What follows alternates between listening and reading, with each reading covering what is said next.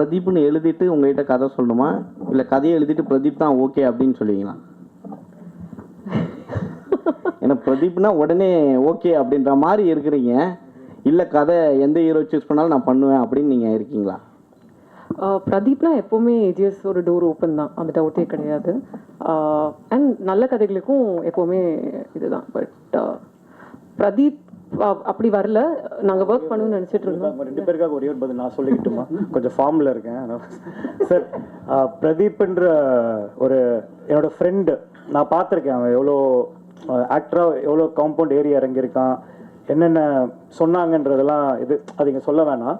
அவன் போய் ஹீரோவாக ஏரியா இருக்கும்போது, ஆனால் அப்போவே ஏஜிஎஸில் வந்து கதவு திறந்து படம் பண்ணவங்க சார்.